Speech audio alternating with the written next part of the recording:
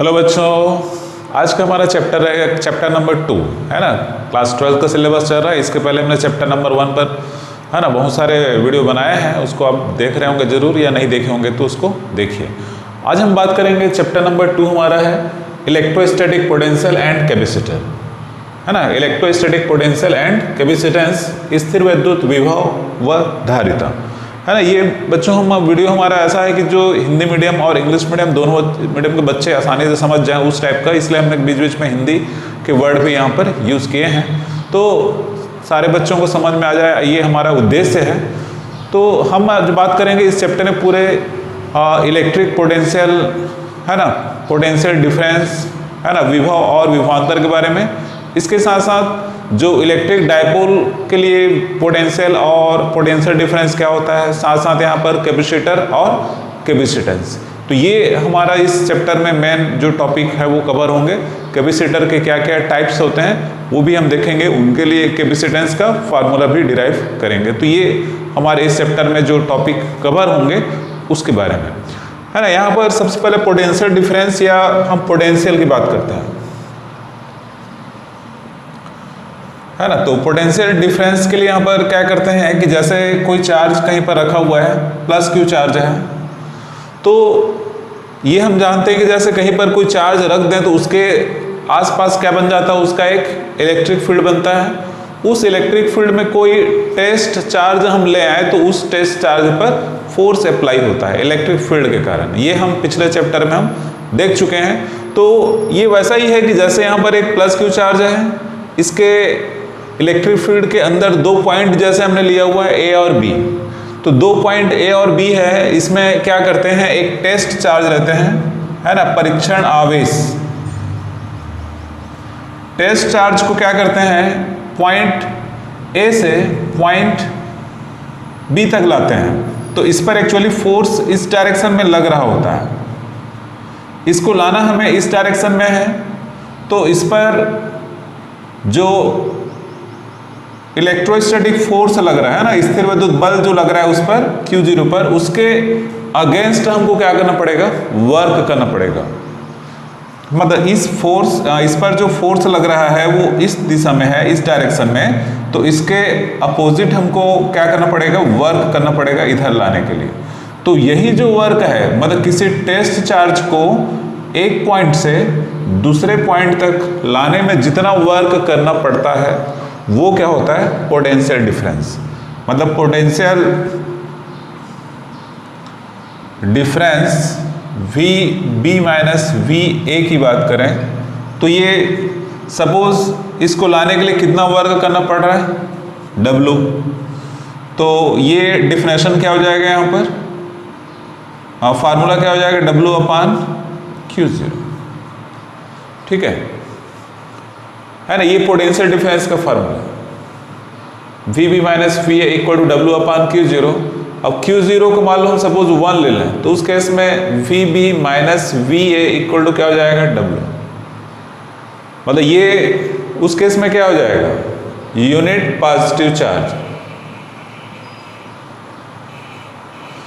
मतलब unit positive charge को electric field के एक पॉइंट से दूसरे पॉइंट तक लाने में जितना वर्क करना पड़ता है ना, ये उन दोनों पॉइंट के बीच का क्या होगा, पोटेंशियल डिफरेंस या विभवांतर होगा। क्लियर है। एक बार और सुन लो, यूनिट पॉजिटिव चार्ज को, है ना, टेस्ट चार्ज भी जो लेते हैं वो पॉजिटिव चार्ज होता है, तो यूनिट पॉजिटिव चार्ज को एक पॉइंट से दूसरे पॉइंट तक ले जाने में जितना वर्क करना पड़ता है वो उन दोनों पॉइंट के बीच का पोटेंशियल डिफरेंस या विभवांतर, है ना। यूनिट पॉजिटिव चार्ज को क्या कहते हैं, एकांक धन आवेश। क्लियर है। तो एकांक धन आवेश को विद्युत क्षेत्र के एक बिंदु से दूसरे बिंदु तक ले जाने में जितना वर्क करना पड़ता है इसको कहते हैं पोटेंशियल डिफरेंस, ठीक है। तो ये VB, B का पोटेंशियल पॉइंट, A का पोटेंशियल VA। तो जाहिर सी बात है B है वो इस चार्ज के क्लोज है, तो यहाँ पर क्या होगा, पोटेंशियल ज़्यादा होगा, यहाँ पर पोटेंशियल कम होगा, इसलिए VB माइनस VA, ठीक है। क्लियर है। अब इसमें जैसे एक condition, suppose point A is at infinity. Point A कहाँ पर है? अनंत पर है। मतलब इस पॉइंट को कहाँ पर ले जाए? अनंत पर। तो अनंत पर पोटेंशियल या पोटेंशियल एनर्जी क्या होती है? जीरो होती है। तो उस केस में क्या हो जाएगा? V B minus zero equal to W upon q zero. तो इसको ओनली हम v इक्वल टू लिखेंगे, है ना, v equal to V B equal to W upon q zero या v equal to W upon q zero. तो इस case में ये जो है इसको क्या कहेंगे हम? केवल पोटेंशियल कहेंगे या विभव कहेंगे। तो क्या अंतर आ रहा है दोनों में? पोटेंशियल डिफरेंस में क्या होता है? दो पॉइंट होता है।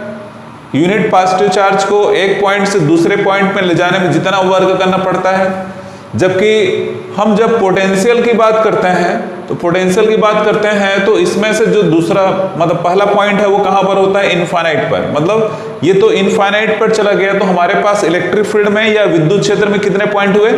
एक ही पॉइंट हुए। ठीक है, तो इलेक्ट्रिक फील्ड में एक ही पॉइंट है, तो क्या करते हैं? यूनिट पॉजिटिव चार्ज को इनफाइनाइट से इलेक्ट्रिक फील्ड के किसी पॉइंट तक लाने पर जितना वर्क करना पड़ता है तो वो W वर्क ही क्या होता है? पोटेंशियल। तो सपोज Q0 चार्ज को, है ना, Q0 चार्ज को कहाँ से ला रहे हैं? इनफाइनाइट से मान लो पॉइंट B तक ला रहे हैं। ये तो कहाँ चला गया है? इनफाइनाइट पर चला गया। तो यूनिट पॉजिटिव चार्ज, या सपोज हम लेकर रहे हैं यूनिट पॉजिटिव चार्ज के बदले कोई दूसरा चार्ज भी ले सकते हैं, क्योंकि हम यूनिट पॉजिटिव चार्ज को लाए हैं, चार्ज कुछ भी हो सकता है।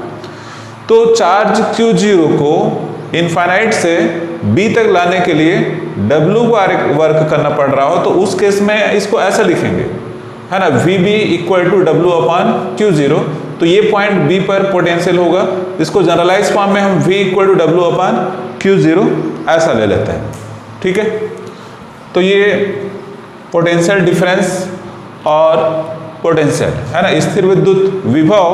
और तो इस प्रकार यहां पर इनका यूनिट SI यूनिट की बात करें तो VB minus VA equal to क्या है? W upon Q0। तो ये हो जाएगा जूल और ये कूलम। तो ये हो जाता है volt. 1 volt equal to 1 joule upon 1 coulomb. इसका मतलब क्या है कि पोटेंशियल डिफरेंस का यूनिट ऐसा यूनिट क्या हुआ? वोल्ट। पोटेंशियल का भी लेंगे तो सेम आएगा, है ना, पोटेंशियल का भी बिल्कुल इक्वल होगा। और W यहाँ पर वर्ग है ना, फार्मूला दोनों का सेम है ना। ये देखिए W upon Q0, W upon Q0। अंतर क्या है? इसमें एक पॉइंट होता है, एक पॉइंट इनफाइनाइट पर चला जाता है, यहाँ पर दोनों पॉइंट इलेक्ट्रिक फील्ड में रहते हैं। तो पोटेंशियल डिफरेंस और पोटेंशियल, है ना, विभवांतर और विभव दोनों का ही यूनिट क्या होगा? वोल्ट होगा। 1 वोल्ट को डिफाइन कर सकते हैं कि 1 कूलम चार्ज को किसी पॉइंट से दूसरे पॉइंट तक ले जाने में 1 जूल वर्क करना पड़ता हो, तो दोनों पॉइंट के बीच का पोटेंशियल डिफरेंस कितना होगा? 1 वोल्ट होगा। क्लियर है? तो ऐसे हम शॉर्टकट में बिल्कुल इसको डिफाइन कर सकते हैं। इसका डायमेंशनल फार्मूला भी आप कैलकुलेट कर सकते हैं यहाँ से, है ना। ये जूल का ये mL/2T-2 वर्क होगा। कूलम का यहाँ पर A इंटू T, है ना, एम्पियर इंटू टाइम। तो ये mL/2T-3A-1 ये हो जाएगा यहाँ पर पोटेंशियल डिफरेंस या पोटेंशियल का डायमेंशनल फार्मूला। दोनों का डायमेंशनल फार्मूला क्या होगा? सेम होगा।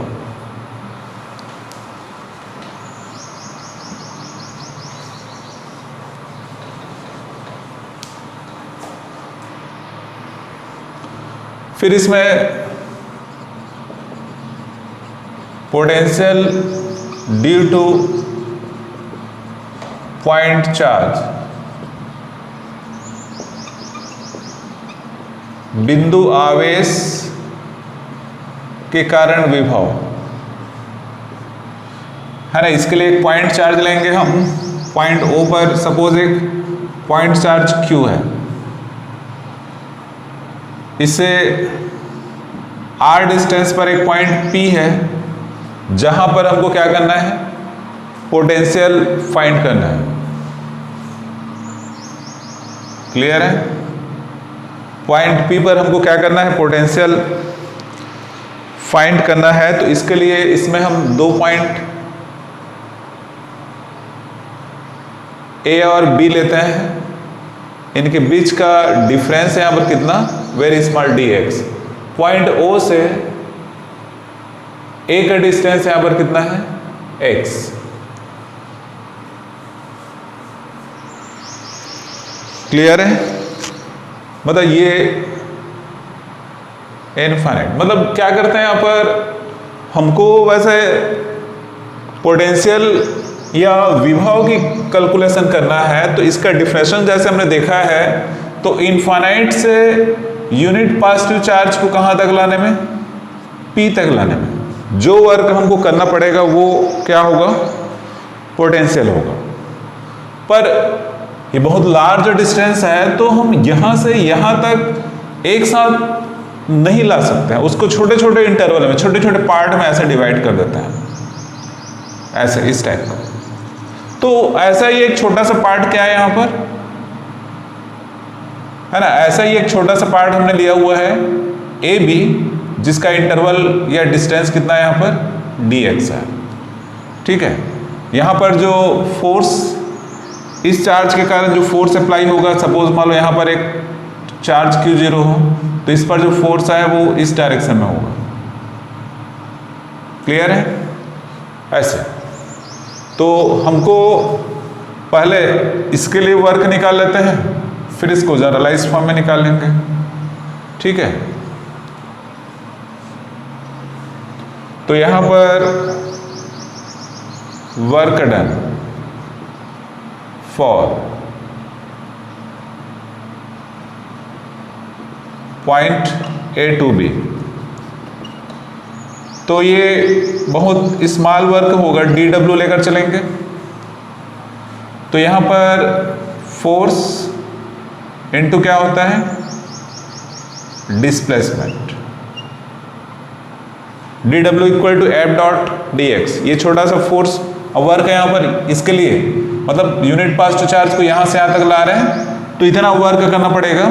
इसको और लिखेंगे तो ये F dx cos 180, cos 180 कैसे होगा, F और dx के बीच एंगल कितना बन रहा है, F इधर है, फोर्स है ना, और डिस्प्लेसमेंट किधर हो रहा है, इधर हो रहा है। तो सिंपल मतलब ऐसा कहें या ऐसे कहें, इनके बीच का एंगल अपोजिट है, मतलब थीटा का वैल्यू कितना हो जाएगा, 180। तो इस केस में वर्क का क्या हो जाएगा, नेगेटिव हो जाएगा यहाँ पर, है ना। ये माइनस कॉस 180 को -1 होता है, तो F dx। ठीक है? तो ये बहुत स्मॉल वर्क है यहाँ पर। ठीक है? Work done for infinite to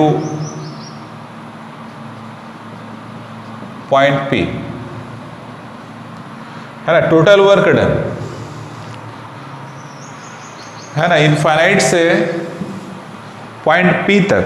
मतलब इसी वर्क को क्या करेंगे हम, जनरलाइज फॉर्म में लिखेंगे यहाँ पर, टोटल वर्क ये इनफाइनाइट से कहाँ पर ला रहे हैं, पॉइंट P तक। तो कितना डिस्टेंस पर है चार्ज से, R, तो इनफाइनाइट से R तक इसका इंटीग्रेशन, और ये dW, ये W इक्वल टू लिखेंगे ऐसा, इसका वैल्यू पुट कर दो F dx, है ना। यहां पर जो F है, तो ये F क्या है यहाँ पर, फोर्स इस पॉइंट पर, पॉइंट A पर जो हमने रखा हुआ है ना, उसका वैल्यू है ना। इसमें यहां पर जो फोर्स F इक्वल टू, ये कूलम्ब्स लॉ से आएगा, Q0 अपॉन x स्क्वायर, मतलब पॉइंट F पर चार्ज क्या रखा हमने Q0, यहाँ पर चार्ज Q है, सोर्स चार्ज है, तो इससे इस पर कितना फोर्स अप्लाई होगा, कूलम्ब्स लॉ से सिंपल, डिस्टेंस x है तो ऐसा, तो क्या हो जाएगा इस केस में, therefore W equal to minus infinite to R, ये 1/4 pi epsilon 0 Q0 upon x square dx। अब इसको सिंप्लीफाई करना है, तो कुछ टर्म यहाँ पर जो इंटीग्रेशन में कांस्टेंट है वो बाहर आ जाएंगे, ये पूरा टर्म x को छोड़कर, क्योंकि x के रेस्पेक्ट यहाँ पर क्या करना है हमको, इंटीग्रेशन करना है ना, इन्फिनिटी टू r, ये बचा यहाँ पर 1/x स्क्वायर dx, या W equal to minus 1/4 pi epsilon 0, ये Q0, इसको और थोड़ा सिंप्लीफाई कर लो, 1/x स्क्वायर को कैसे लिख सकते हैं, x टू पावर -2, है ना, ये सिंपल मैथ्स है ना, इतना तो सबको पता ही रहता है ना। मैं इधर कैलकुलेट कर रहा हूँ यहाँ पर, है ना, यहाँ पर इंटीग्रेशन का जो फार्मूला यूज होगा इसके लिए, है ना, फार्मूला यहाँ पर, फार्मूला वैसे सबको पता होना चाहिए, x to power n dx equal to power x to power n+1 upon n+1, power में एक प्लस होता है और नीचे में वो पावर आ जाता है, ठीक है।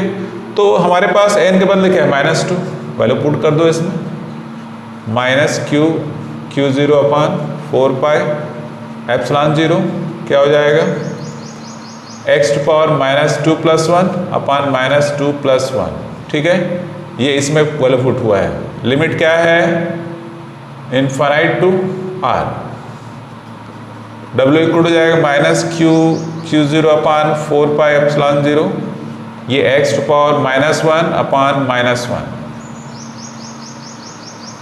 W equal to minus Q0 upon 4 pi, है ना, ये इसको क्या लिख सकते हैं, 1/x माइनस में, ठीक है।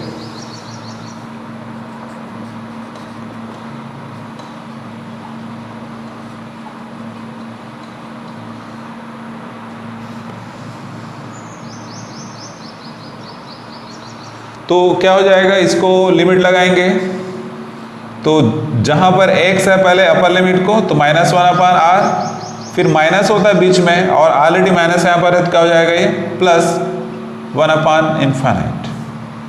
क्लियर है ना, इसको अच्छे से आप ध्यान दे कैसे हो रहा है, इंटीग्रेशन सिंपल है, माइनस Q0 अपान 4 पाई एप्सिलॉन 0, ये हो जाएगा -1/r, और ये टर्म हो जाएगा 0, है ना, 1/∞ का वैल्यू क्या होता है, 0 होता है, तो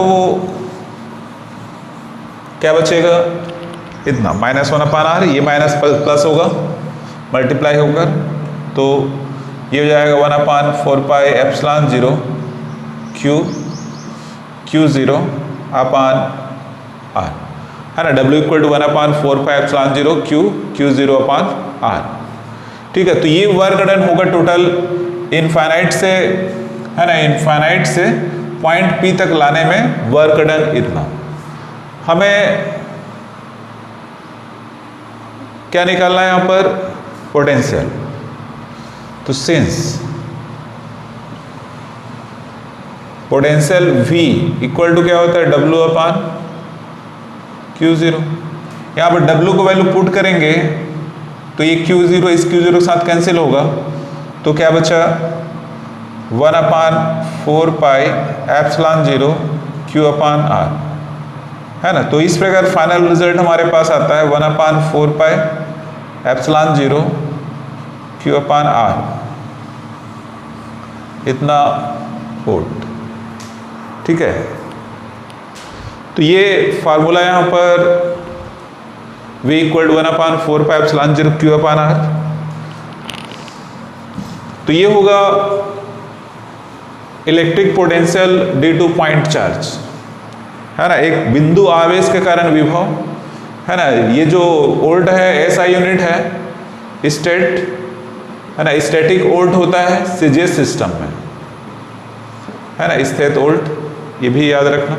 तो जैसे हमने पॉइंट चार्ज के लिए इलेक्ट्रिक फील्ड निकाला था 1/4πε0 Q/r² था, मतलब E proportional to 1/r²। Potential आ रहा है यहाँ पर 1/4πε0 Q/r।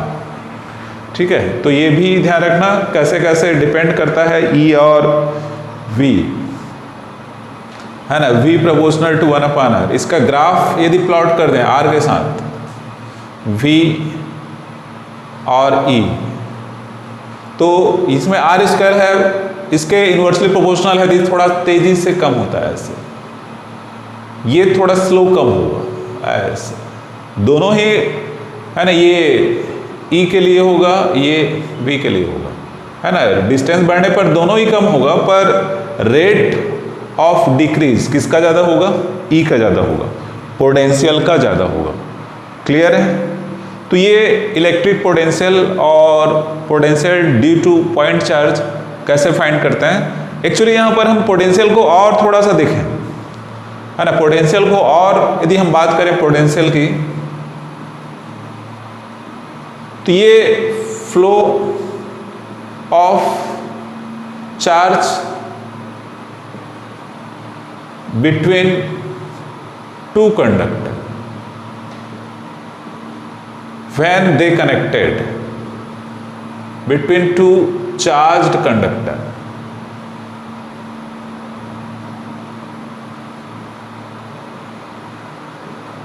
मतलब दो चार्ज कंडक्टर को जोड़ दें तो फ्लो किधर होगा चार्ज का, ये बताता है ना। इसको ऐसा भी हम कहते हैं पोटेंशियल के बारे में, है ना। जो चार्ज का फ्लो, चार्ज का फ्लो कैसे को होता है? हायर पोटेंशियल से लोअर पोटेंशियल, मतलब उच्च विभव से निम्न विभव की तरफ चार्ज फ्लो होता है।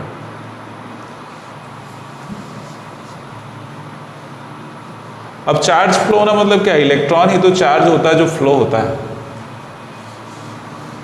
है ना। दो, है ना, चार्ज से मतलब हमारा सीधा इलेक्ट्रॉन से आ जाता है, क्योंकि चार्ज का फ्लो होना मतलब इलेक्ट्रॉन का फ्लो होना। इलेक्ट्रॉन ही एक मटेरियल से निकलकर दूसरे मटेरियल में जाता है, और कुछ थोड़ी।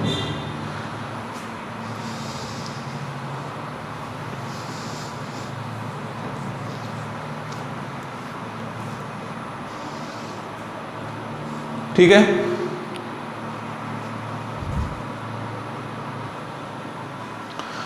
पोटेंशियल ड्यू टू डाइपोल, है ना, द्विध्रुव के कारण विभव, है ना। इसके पहले एक टॉपिक यहाँ पर, एक्चुअली हमने अभी जो फार्मूला निकाला हुआ है V = 1/4πε0 Q/r, है ना। ये एक पॉइंट चार्ज के कारण है, एक बिंदु आवेश के कारण, मतलब बहुत सारे चार्जेस हो।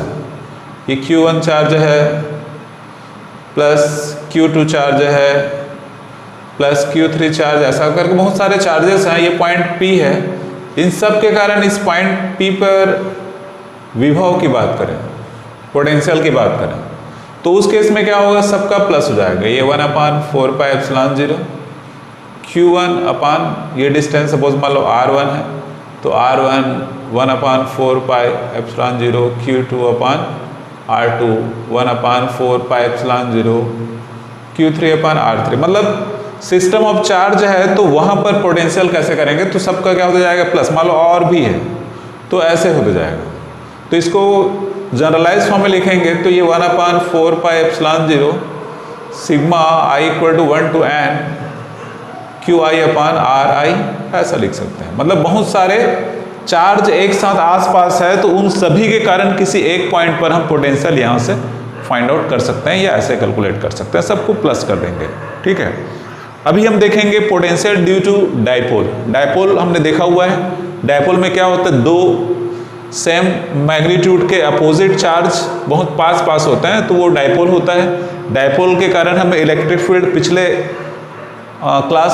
चैप्टर के वीडियो में हमने निकाला हुआ है, तो वो यदि आप नहीं देखे होंगे तो देख सकते हैं। तो यहाँ पर डाइपोल लेकर चलेंगे, तो हम पोटेंशियल फाइंड करेंगे दो पोजीशन में, इसके एक तो एक्सियल पोजीशन में और दूसरा इक्वेटोरियल पोजीशन, है ना, एक्सियल या एंड ऑन पोजीशन। तो इसके लिए एक डाइपोल ए बी है, +q -q, इसका लेंथ क्या लेते हैं 2a, ये इसका मिड पॉइंट है, ये इसका एक्सेस है, तो इसके एक्सेस से r डिस्टेंस पर एक पॉइंट P है जो एक्सेस को आगे बढ़ाने पर उसमें आ रहा है, तो ये पॉइंट P है वो एक्सियल पोजीशन में कहलाएगा। तो हम क्या करते हैं यहाँ पर, potential eight P due two plus Q charge, है ना, प्लस क्यू चार्ज के कारण P पर विभव क्या हो जाएगा, V1 लेंगे इसको 1/4πε0, है ना, क्या हो जाएगा Q/AP। और एक चीज जो बहुत इंपॉर्टेंट है वो ध्यान रखना, पोटेंशियल या पोटेंशियल डिफरेंस, ये क्या होता है, स्केलर क्वांटिटी होता है, अदिश राशि होता है, ठीक है। सिंपल फार्मूला जो है V = W/Q, ये भी स्केलर है, ये भी स्केलर है, तो पोटेंशियल भी क्या होगा, स्केलर ही होगा, ठीक है। तो यहाँ पर डायरेक्शन बताने की जरूरत नहीं है, V1 = 1/4πε0 Q/AP, ये जो फार्मूला है उससे AP इतना डिस्टेंस, AP का वैल्यू इसमें आप रख सकते हो, AP मतलब इतना, ये टोटल है R, इतना माइनस कर दो, ये L होगा, इधर भी कितना A होगा, ये भी A होगा, क्योंकि टोटल कितना है 2A, तो R में कितना माइनस कर दें, A, R माइनस है, ये V1। अब यहाँ पर potential at point P due to minus q charge,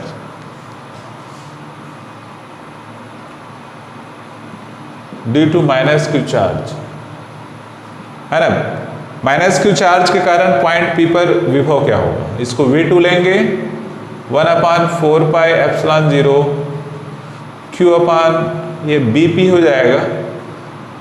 यहाँ भी डायरेक्शन बताने की जरूरत नहीं क्योंकि स्केलर है पोटेंशियल, Q/ क्या हो जाएगा, BP का वैल्यू यहाँ से यहाँ तक, यहाँ से यहाँ तक हो गया R, यहाँ से यहाँ तक कितना A, तो ये R+A, ठीक है। अब यहां पर क्या करेंगे,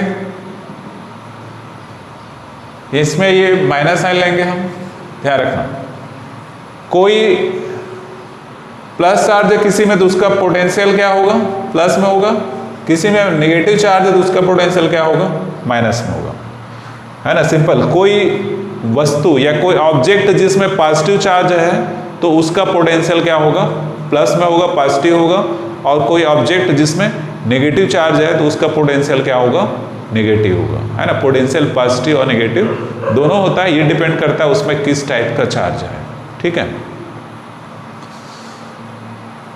और दो पॉजिटिव चार्ज है, इन दोनों के पोटेंशियल की कंपेयर करें, इसका पोटेंशियल मान लो ज़्यादा है, इसका पोटेंशियल कम है, तो इसके रेस्पेक्ट ये नेगेटिव हो जाएगा, तो ऐसा भी हम लेते हैं।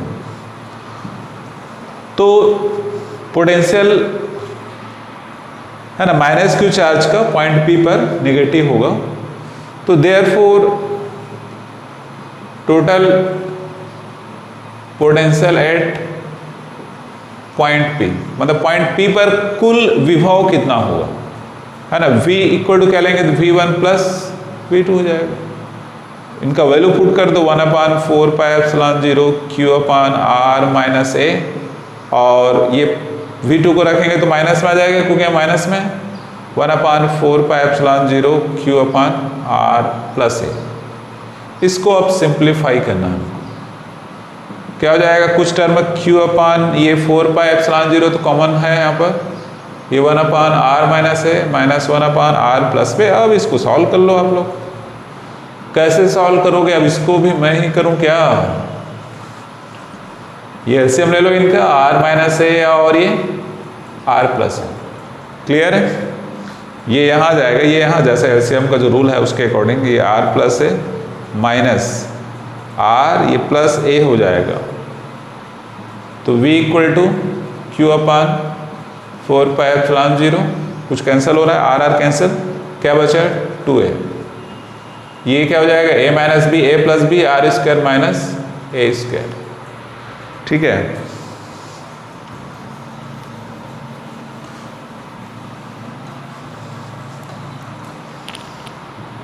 तो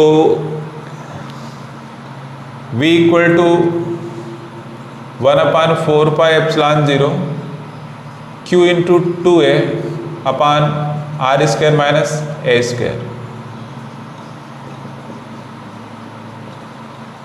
Q इंटू 2A क्या होता है?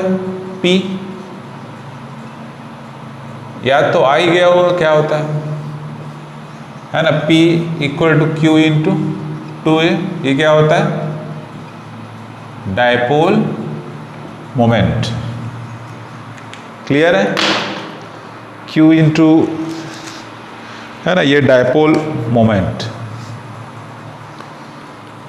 है ना। ये इसमें एक कंडीशन लगा देते हैं कि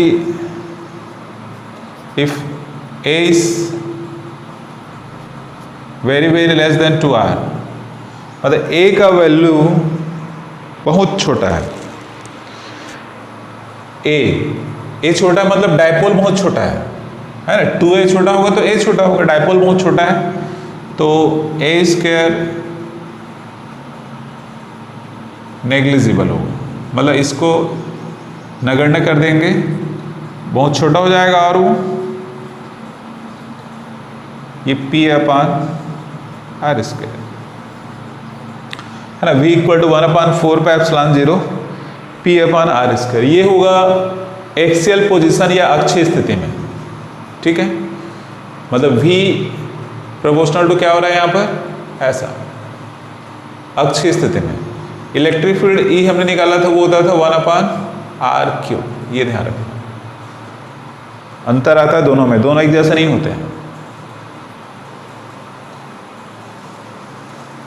ठीक है। तो ये अक्षीय स्थिति या एक्सियल पोजीशन में कैलकुलेशन आप इस प्रकार से करें।